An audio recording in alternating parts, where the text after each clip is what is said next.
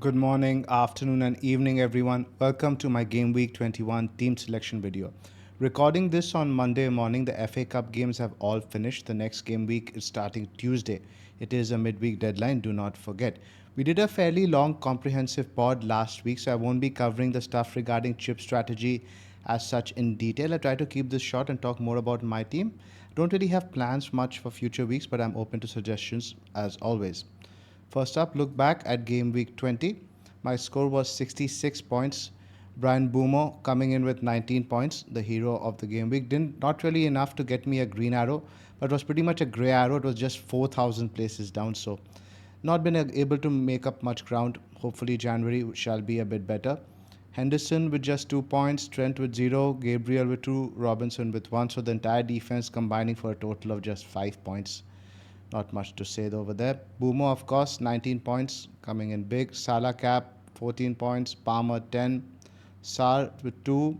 Gordon, Isak, 7 each. Gordon was my transfer in for Semenyo, so I'm glad that paid off right away. And Jackson disappointing with 2 points. Amongst players who are on the chopping block, Jackson is one I am a little frustrated by, especially as a Chelsea fan, but I think I will give him at least this game week against Bournemouth and potentially the next one against Wolves as well, and then assess. Joao Pedro was on my bench. It was a close one between him and Sarr, but ultimately I thought Sarr was playing the worst defense. And Arsenal generally don't really give away much, especially away from home. So the penalty went against my favor over there, but I think I'd have probably made the same decision. But something for me to think about. I don't usually do this thing with 8 strong attackers, but usually when in doubt, I guess you should play the penalty taker. The usual look at the fixture difficulty now for the next 6 game weeks. Palace right on top, Leicester, West Ham, Brentford, Manchester United, Everton and Fulham in the next 6. Southampton, nobody's really going there. With Fulham, those of you who are worried about Joao Pedro, I think Jimenez could be an interesting one. I think for the next 2 games, his spot is secure. There's some doubts regarding Muniz, who has a back injury. Manchester United, I think they will pick up a bit of momentum now. Some good results over the last few weeks. Good entry point if you want to buy Ahmad. Bruno at 8.3, a bit steep, but the fixtures are really there. Everton, will we see a bit of a new manager bounce? Who are you going to buy? No one really. Brighton's fixtures get a little bit better now. Joao Pedro is going to be on my bench most weeks. I'm a bit worried about that. Arsenal now. Tottenham, Villa, Wolves, Man City.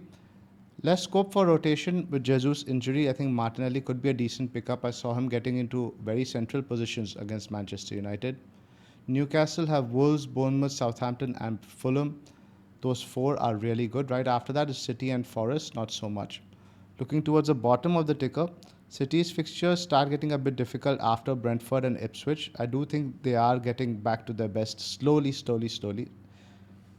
Wolves, again, fixtures are really bad. That's why we recommended getting rid of Cunha. Tough start for Potter as well. After Fulham, Palace is Villa, Chelsea, and Arsenal also the next 6. Forest, Liverpool this week, then Southampton is good. Then the fixtures again a bit more difficult. Bournemouth, Brighton, Fulham, Newcastle.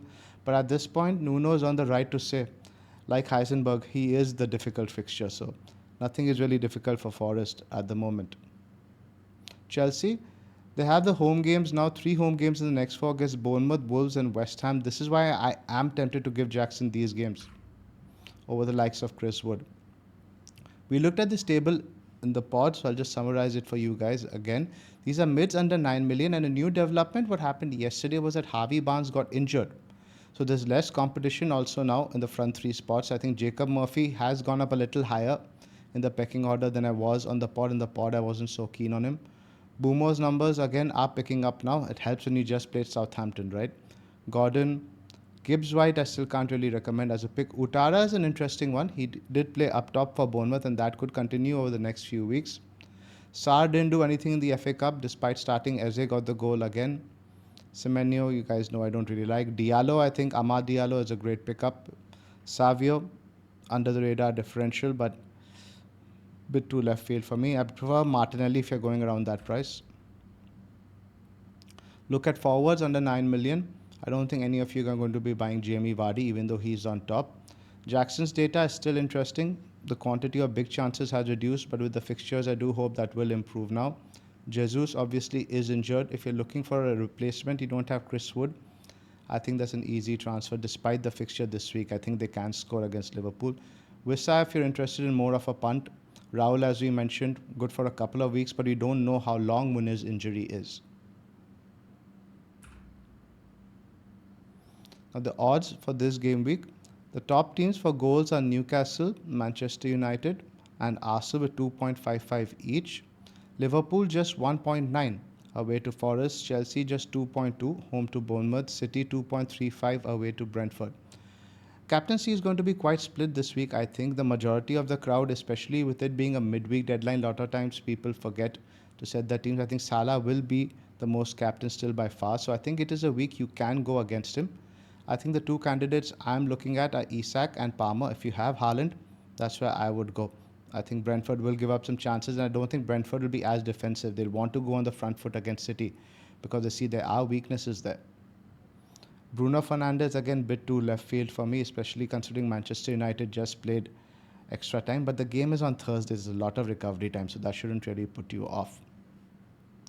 Now, with Isak, the main thing is now he wasn't even deemed fit enough to be in the squad for the FA Cup. Howe wanted to rest him entirely. So they also have another game now on Saturday coming up against Bournemouth, which is a much more difficult fixture. So if Isak starts, which I'm very sure he will, you getting what, 60 to 75 minutes, not guaranteed to get 90 minutes if the game is comfortable very early in the 60th minute odd.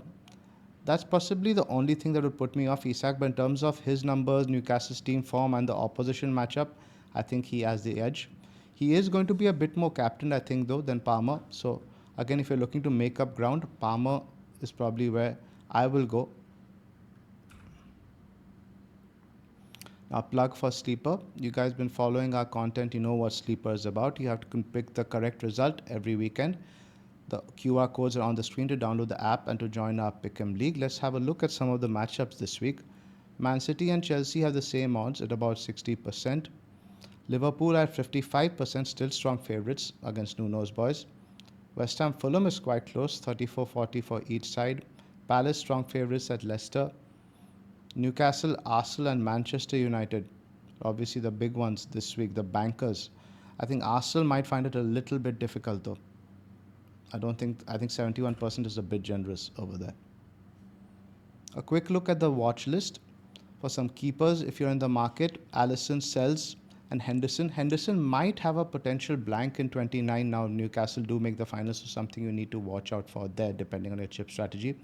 Trent, I still think is a defender to buy. Then you have Gabriel. Amongst the cheapies, I think Munoz is above Hall and Robinson for me.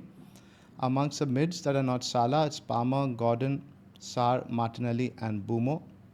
Amongst forwards, Jackson, Joao Pedro, Wood, Mateta, Isak.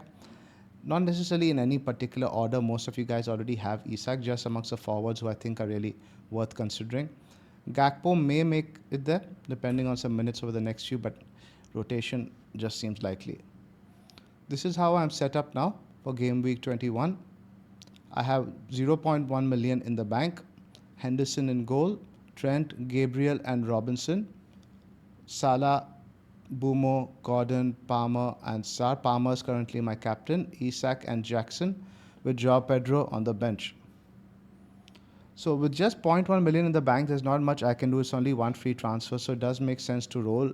The only thing that I could potentially be tempted by is Robinson to Munoz, who I think is just a fantastic pickup now till like for a long period. But I do want to try to save some transfers, and that's likely what I'll do.